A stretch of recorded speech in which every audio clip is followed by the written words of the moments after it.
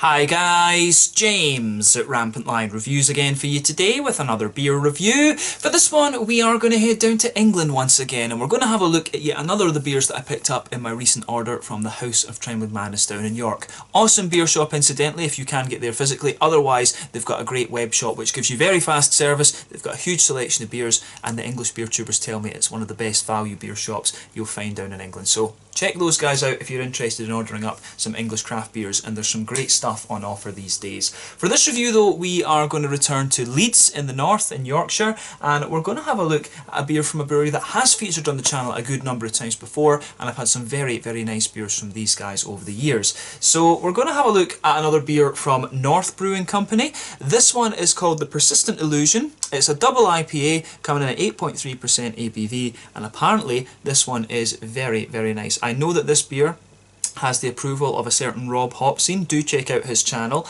He apparently was waxing lyrical, to quote Adam from Mersey Beers, about this beer. So if it impresses Rob, then I think that is a pretty bold statement actually. So I have to say I'm very curious to see how this one turns out. I don't know if Rob has published his review of this beer yet, but after I finish filming this for myself, I will take a look at Rob's review if it's there, and see what he thinks about it. But yeah, this is a beer that I know Rob is supposed to think very highly of actually. So yeah, I'm definitely looking forward to it. An 8.3% double IPA, this one. I'm not sure if it's a more West Coasty or a New England or something in between, but yeah, we've had some very good beers from North Brewing Company over the last little while. The one that really seems to stick in my mind actually is the Transmission, which is one of their core range IPAs, available in like Marks and Spencer's and things like that, but that's just one of the beers that I'll always remember about these guys. Probably my favourite one I've had so far, come to think of it. But the last beer I reviewed from these guys was the Dark Lager collaboration that they did with Donzoko Brewing Company from Hartlepool, and again that was very nicely executed. I need to try a few more different styles from North Brewing Company, come to think of it. But these days North are a very well respected brewery in England, and definitely one of the ones that you want to check out if you like your big IPAs and stuff like that. But yeah, let's see how we get on with this one then. Really curious about it, as I've said. So as always with my reviews, I'll tell you a little bit about the brewery before we taste the beer. If you want to get straight to the tasting, just fast forward. All the usual links are in the video description below. That's the brewery website, the link to my other reviews that I've done from North Brewing Company before. This must be the 10th or so review I've done on the channel involving this brewery, and there will definitely be more in the near future.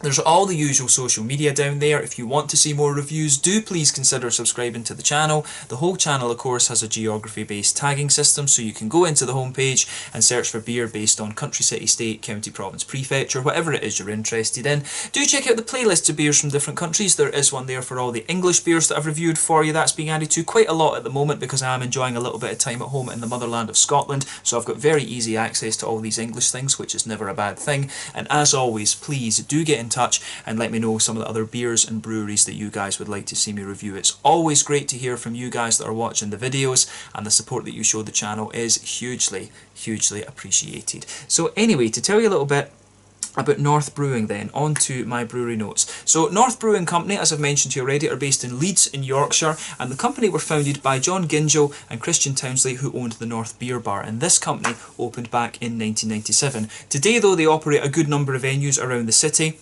including different things for North Brewing Company. But apparently North Bar used to work quite closely with the likes of James Clay and Vertical Drinks to help promote craft beer in Yorkshire, and as some of you might know, Yorkshire is a little bit special in England because of the craft beer heritage that it has. They were probably the first kind of region, if you like, that went into the more kind of American style beers, breweries like Rooster Brewing Company and things. If you want to learn more about that, of course, you should chat to the man Stuart Pickard, Ginger Ale Ale Trail. He would be the one to kind of tell you all about that. Actually, he loves East Yorkshire beers actually as a Yorkshireman himself. But yeah, there's a lot of kind of older breweries in Yorkshire who have been brewing the kind of American style stuff as well.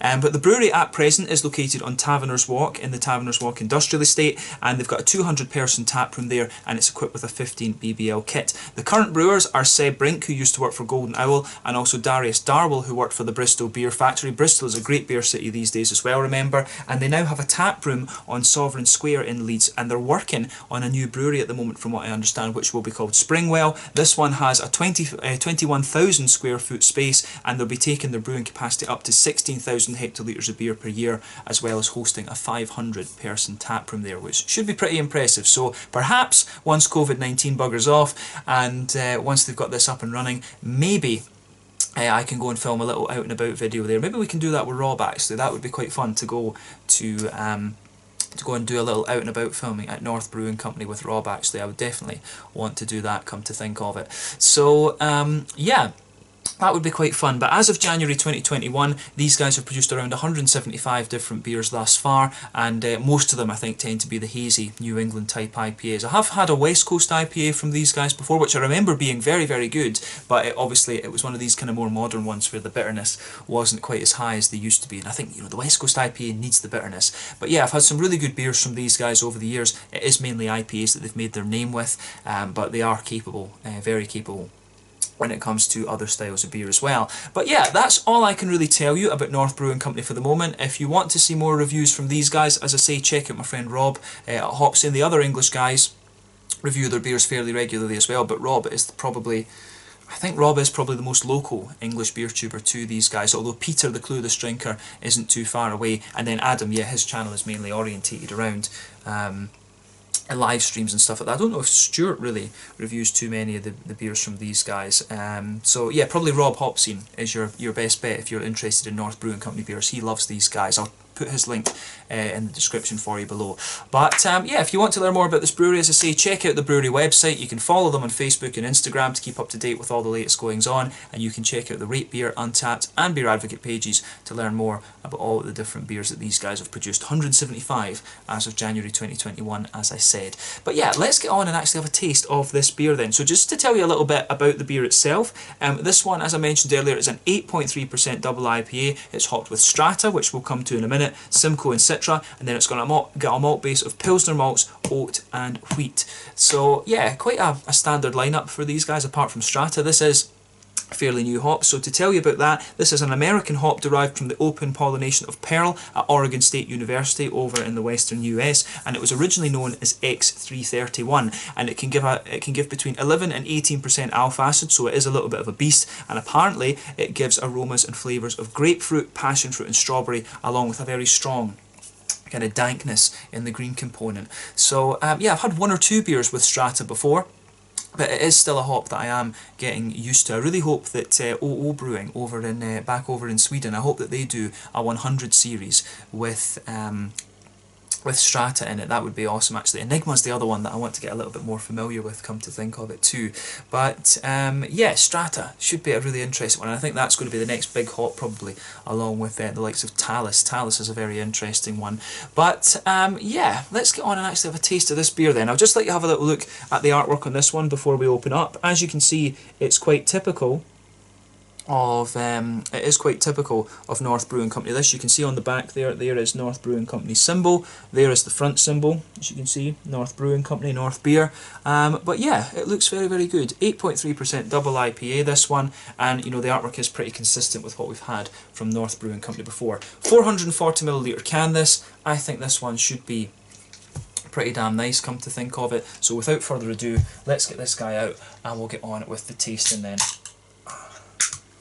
To say, some of these English IPAs that I've been having this time have been really good, and I mean, I know that in England these breweries are extremely capable, but obviously we don't have access to the beers, to the English beers, as readily in Sweden as we do. Usually we'll get recipes like 2 or 3 months after, if you like. So yeah, it's just how it goes sometimes, and we tend to, at the moment, because we're getting the English beer stream over in Sweden actually is kind of intensifying, if you like, so we're getting more and more English beers, but we're tending to get the kind of classic productions at the moment. We've had North for, you know, quite a few years though actually. I want to say that North West Coast IPA that I had, that was a collaboration with somebody, if I remember rightly, and that was a fairly recent release. But yeah, look at this beer, I have to say, this looks very impressive. So this beer for me, this one comes across as like a sort of mixed tropical fruit juice in terms of its colour. You can see there's about a half finger of a frothy, I would say cream coloured head on this one. That's not a perfect white head.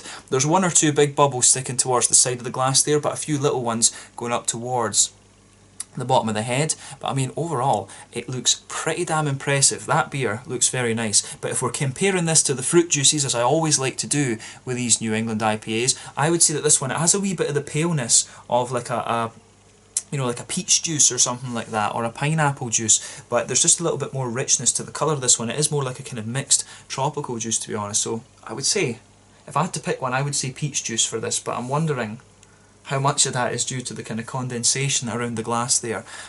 Maybe I've got these beers just a little bit cold. The fridge is set at like 6 degrees, and you know, when I set up for filming and stuff, it probably goes up a degree or two, so 8 degrees I would think is roughly the temperature that this beer is at. I've had people asking me about that recently, so yeah, I always let the beer sit for just a little bit. I always take the beer out, set up the things just to let it, you know, adjust a little bit and then taste it. But yeah, lovely looking beer, this one. You can see the level of haze on that is just crazy. Look at that, that's one of the haziest beers I've come across in a little while. I've come across triple IPAs that are not as hazy as this. Remember though, when it comes to these beers, well, two things we should remember. One, the colour. The colour is dependent on two things. One, the type of malts that you use. Two, the length of boil. The longer you boil the beer, the more the sugars caramelise, and thus the darker the colour of your beer. But again, it's dependent on what colours, you know, and what malts you actually start with. But then the haziness in these beers is dependent on the oats and the wheat and how big a component of the malt base these actually are. And theoretically speaking, as you go up the alcohol scale, more oats, more wheat, more haziness, but it doesn't always work out that way. It's all to do with the ratios, I guess. But yeah, this is definitely one of the hazier 8%ers that I've come across. It's very soupy and very gloopy, apart from at the very, very top of the beer. But I have to say, that looks pretty damn impressive for me. So in terms of its appearance as a double IPA, and I'm guessing a New England double IPA, there's nothing particularly surprising about this one.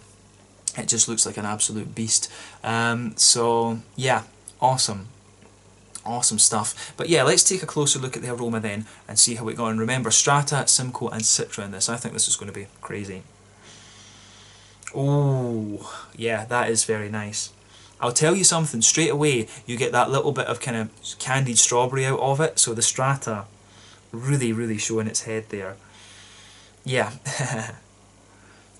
You know, I remember, I'm sure somebody told me, I'm sure it was actually one of the home brewing reviews that I did, there is a type of sugar that they used to put in some of the West Coast IPAs just to give it a little bit of a slightly red fruity sort of vibe, and the aroma that you get off this beer is very similar to that. Cascade can actually give you a little bit of that kind of red fruity aroma and flavour almost, and this beer really has a little bit of that vibe, but it will be the Strata. You really get that kind of almost creamy strawberry vibe out of this one. Strawberries and cream, it's a little bit like that. That's what comes out of this beer straight away. So when with Strata, when they say it's got strawberries to it, they're no lying. Absolutely.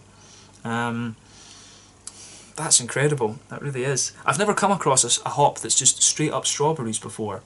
But that's exactly what you're getting out of this one. Yeah. Craziness. I've had some hops, you know, where they don't smell quite as the, you know, as people say, if you like, but this one, the candied strawberries, you're going to notice that right away. Actually, it's almost just like a kind of light figgy sort of thing. As I say, it's kind of the smell of this one reminds me of that softer red fruity flavour that you can get from from Cascade in certain beers. So yeah, that's really interesting. But let's focus on the malt base, and then we'll go back to the hops a little bit later.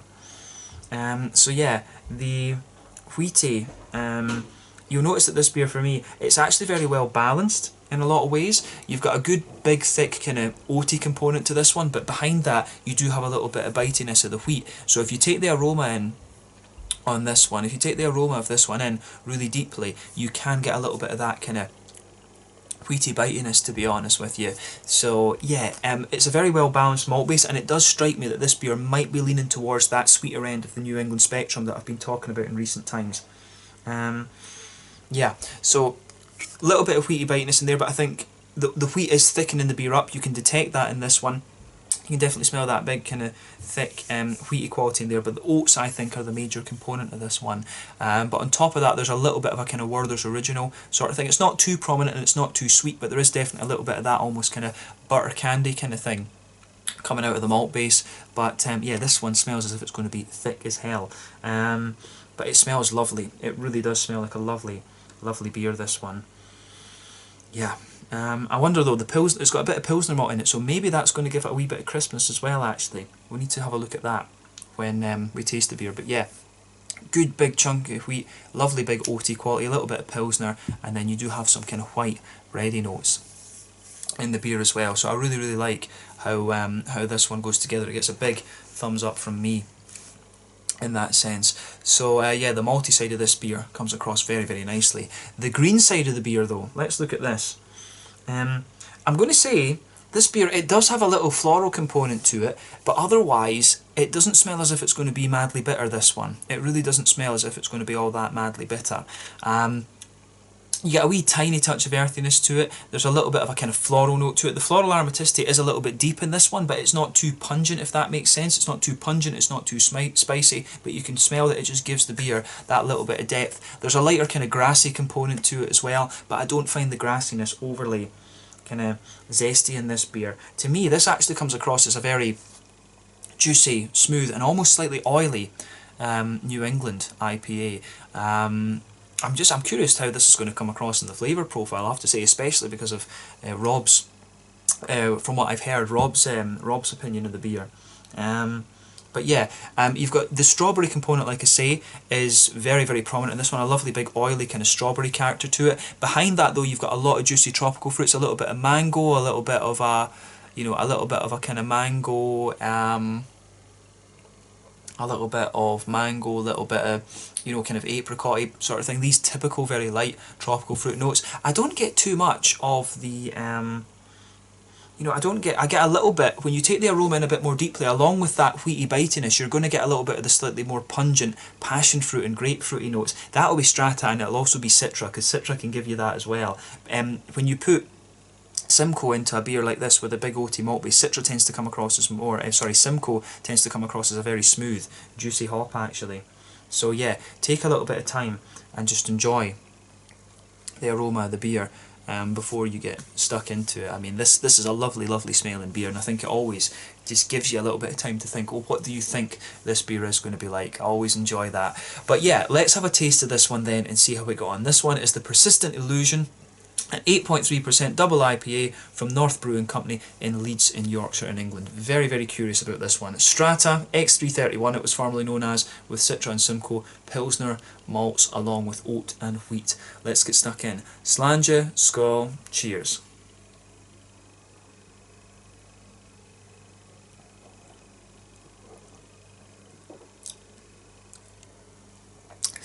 Oh yeah. That's a very nice IPA. That is a very nicely done IPA. Yeah. In a lot of ways, just seeing that when it comes to the mouthfeel and stuff like this, it really does remind me of the Transmission. And I think the Transmission, I honestly think, is probably one of the best core range IPAs that you're going to find in England.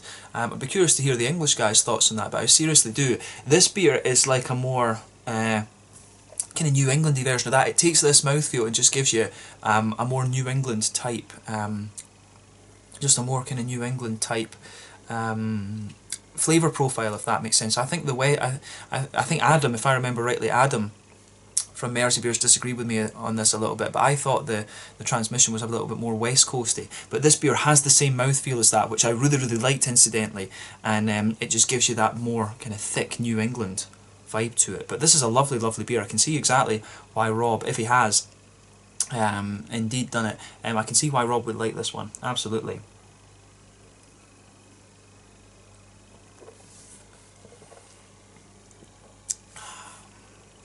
But yeah, that's lovely. Where to start with this one then? Where to start? Yeah, straight away with this beer, you can feel that nice soft white bready quality that just blankets the middle of your tongue there. It's very smooth though. This is a very smooth and quite silky beer in a lot of ways.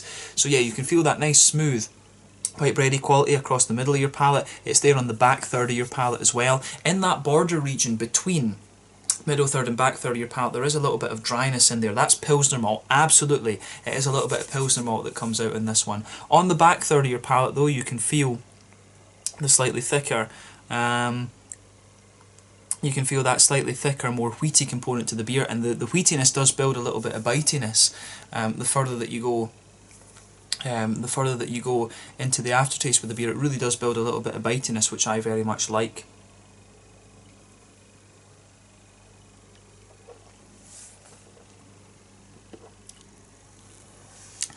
So yeah, I do appreciate how that goes together in this beer. It's really nicely executed in that sense.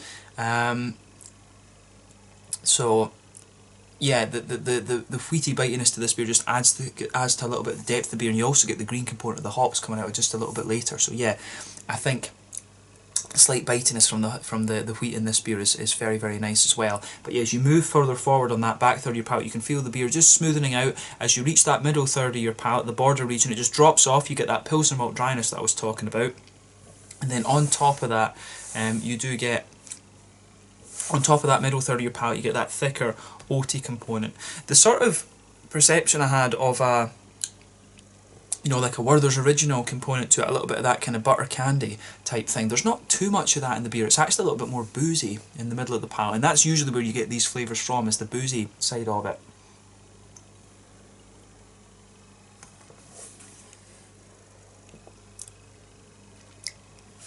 Yeah. Yeah, there is a wee bit of sweetness to this one, and again, it's got that just, it's a little bit wet in the middle of the palate. You're going to notice it gets a bit wetter the further you go into the aftertaste, and it just gives you a little bit of that slightly brown sugary sweetness there. It's not quite a Werther's Original kind of butter candy type thing, but it's not a million miles away from that, if that makes sense. But yeah, it's the big thick oaty components that are dominating the kind of middle part of your palate on this beer. I really like how this one goes together in that sense. It's very, very nicely done. But yeah, on the hoppy side of things, I think we've covered the malt base as much as we need to. I mean, it's quite a straight up malt base there. Like I say, soft, white bready underline, very, very smooth actually, and very silky. Bit of Pilsner malt in between, thicker wheaty notes on the back with a little bit of bitiness, some more oaty qualities in there too. And then you know, it's as I say, the mouthfeel of this one really reminds me a lot of Transmission, come to think of it. But yeah, the quality of this beer is pretty damn spot on actually. It covers its booze very, very well at 8.3%. It's stupidly drinkable, to be honest. But yeah, let's focus on the hoppy side of things then. Back corners of the palate, there's a little touch of earthiness there. As you move further forward, it does develop, there's a teeny little bit of herbal quality, but very quickly it actually becomes, you know, I think this must be the strata that's doing this, because it really has a big dankness. It's not overly bitter, but it just has a little bit of that kind of very deep floral aromatic sort of thing. It's not piney and resinous, if you like, but it really is just quite, it just resonates, that flavour just resonates quite a lot. But yeah, as you move further and further forward along the front sides of your palate, it gets a little touch more kind of spicy. If it's 11% alpha, you know, if it's between 11 and 18% alpha acid, you're going to get that, no question. But round the very front curve of the palate, the beer's a little bit lighter and grassy. It's a little bit zesty in a sense, but I think there is a floral component to the grassiness around the front of your tongue there too. But yeah, Citra and Simcoe are high alpha acid hops too. Citra 14%, Simcoe, you know, about I think Simcoe's about 12% if I remember rightly. So yeah, it's not surprising you're getting that. But most of the hops in this beer, I think, have been done as late addition hops. Remember, if you add the hops earlier in the wort boil, that gives you a more bitter component. As you go through the wort boil, you've got a trade-off between bitterness in favour of flavour and aroma profile. But this is definitely, just from the level of bitterness in this beer, this is mainly a late addition hop beer. And that's common for New England's, of course.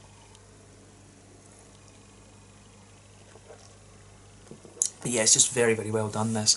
So in terms of the fruity side of things, on that front third of your palate, as I always say, that's where you get that nice oily bubble where the juicy fruity esters just roll their way out of the beer. If you go towards the back of that front third of your palate, you do get, there's a bit of dryness in that border region between middle and front third. You get a good bit of grapefruity quality in there. As you move further forward, it gradually becomes a bit more passion fruity. Then you start to get the kind of soft mango-y notes, which I suspect are coming from the Simcoe. Simcoe's going to give you those very soft kind of mango sort of kind of notes in there. You get a wee bit of an apricot-y papaya type thing, but not a lot. But yeah, Citra will be giving you the stronger components, I would think. And in fairness, probably the Citra and the Simcoe are kind of combining to give you that softer tropical note as well. But as you reach the front half of that, you know, of that front part of your palate there, it really does become, it's got a very oily kind of candied strawberry sort of thing. You might be forgiven for thinking there's like a wee bit of like lychee or kind of something like that in there. It does taste a little bit more complex than just straight up strawberry, but I can see exactly why they would say that. It could be the power of suggestion, right enough, and that's what a lot of the producers of Strata say. It's strawberry that you get from Strata, but yeah, it really has a very nice, just oily strawberry type component to it, this beer. So big thumbs up to North Brewing Company for how this one goes together. So yeah, pretty damn good actually.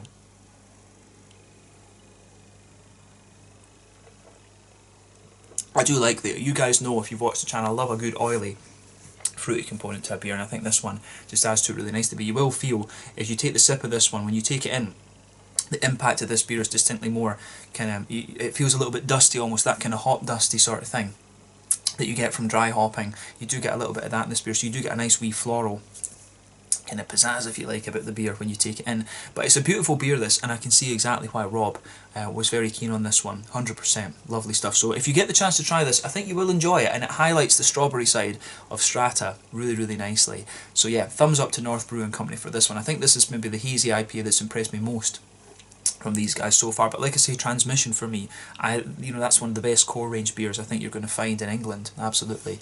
In terms of the mouthfeel of this beer, then I think we can do that to round off the review now. I would describe this beer, where would we say?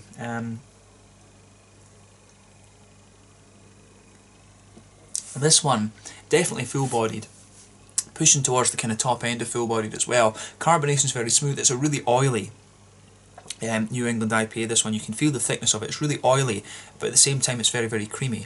In terms of hoppy bitterness, I want to say this one, it's at least 30 IBUs. It could be pushing the kind of 40 thing, and I would always say that when you have a New England IPA, if you go single, I would say it should always be 30, double should be 40, and then the triple should be 50. They should have a little bit more bitterness to them. This one does, and I want to say this beer must be about 40 or so. You can feel a little bit of bitterness on the edge of the palate there. So yeah, nice kind of smooth,